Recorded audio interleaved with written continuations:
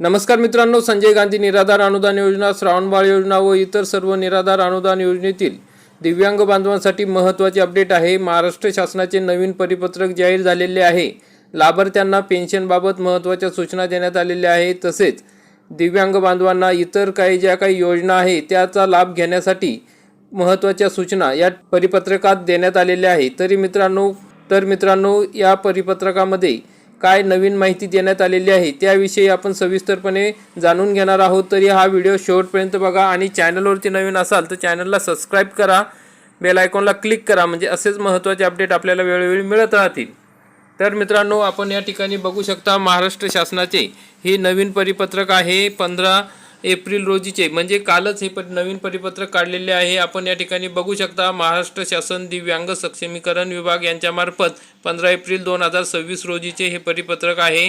तर दिव्यांग लाभार्थ्यांचे दिव्यांग सहाय्य पोर्टलवर नोंदणी करण्याबाबत विषय आहे। तर बघा, राज्यात दिव्यांगांना विविध शासकीय योजनांचा लाभ देणे तसेच त्यांच्या पुनर्वसनासाठी उपरोक्त उपक्रम दिव्यांग क्षेत्रात काम करणाऱ्या स्वयंसेवी संस्थांमार्फत राबवण्यात येतात। सदर उपक्रमांमध्ये लाभ घेणाऱ्या दिव्यांग लाभार्थ्यांची माहिती एकत्रित करणे आवश्यक आहे। विभागाकडून दिव्यांगांच्या माहितीचे एकत्रीकरण करण्याकरिता तसेच दिव्यांगांना सुलभतेने लाभ उपलब्ध करून देण्यासाठी दिव्यांग सहाय्यक हे ऑनलाईन पोर्टल सुरू करण्यात आले आहे। सर्व दिव्यांग लाभार्थ्यांची माहिती एकत्रित स्वरूपात उपलब्ध व्हावी यासाठी आपल्या केंद्रांमध्ये लाभ घेणाऱ्या सर्व दिव्यांग लाभार्थ्यांची नोंदणी दिनांक 30 एप्रिल 2026 पर्यंत सदर पोर्टलवर करण्यात यावी।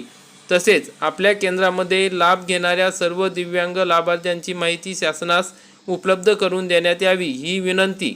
तर मित्रांनो, अशा पद्धतीने जे अध्यक्ष सचिव आहेत, अनाथ मतिमंद बालगृहे तसेच जिल्हा दिव्यांग पुनर्वसन केंद्र, पुनर्वसन गृहे, नमो दिव्यांग पुनर्वसन केंद्र, अशा सर्वांना हे पत्र पाठवण्यात आलेलं आहे। शेवटची तारीख सांगण्यात आलेली आहे 30 एप्रिल 2026 पर्यंत सर्वांना कंपल्सरी दिव्यांग सहाय्यक पोर्टलला नोंदणी करणे आवश्यक आहे। तर या सर्व संस्थांमधील जे दिव्यांग बांधव आहेत त्यांच्यासाठी ही महत्त्वाची सूचना आहे। तसेच इतर जे काही दिव्यांग बांधव आहेत त्यांची दिव्यांग सहाय्यक पोर्टलला नोंदणी झाली नसेल त्यांनी सुद्धा 30 एप्रिल 2026च्या आधी ही नोंदणी करून घेणे गरजेचे आहे।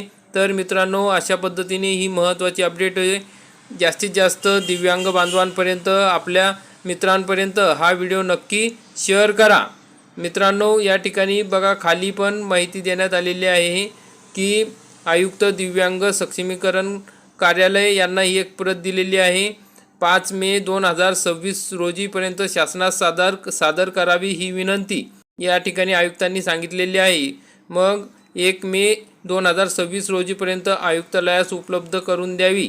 कोणी सहाय्यक आयुक्त दिव्यांग सक्षमीकरण सर्व जिल्हे आपणास कळवण्यात येते की उपरोक्त प्रकरणी आपल्या जिल्ह्यातील संबंधित कार्यालयाशी संपर्क साधून सदर माहिती 1 मे 2026 रोजीपर्यंत आयुक्तालयास उपलब्ध करून देण्याच्या सूचना देण्यात आलेल्या आहे।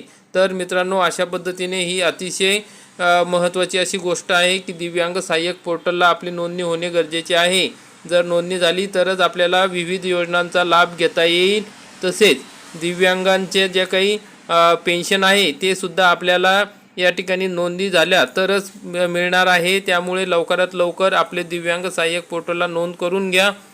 तर काही लाभार्थ्यांचे चुकलेले आहे तर त्या लाभार्थ्यांनी काळजी करू नये, लवकरच एडिट ऑप्शन येणार आहे, त्यानुसार आपण आपल्या फॉर्ममध्ये किंवा आपण जे दिव्यांग पोर्टलला माहिती भरली आहे त्यामध्ये दुरुस्ती करू शकता। तर अशा प्रकारची ही अतिशय महत्त्वाची अपडेट होती। मित्रांनो, जास्तीत जास्त दिव्यांग बांधवांपर्यंत हा व्हिडिओ शेअर करा आणि व्हिडिओ आवडल्यास व्हिडिओला लाईक करा, चॅनलला सबस्क्राईब करा। धन्यवाद।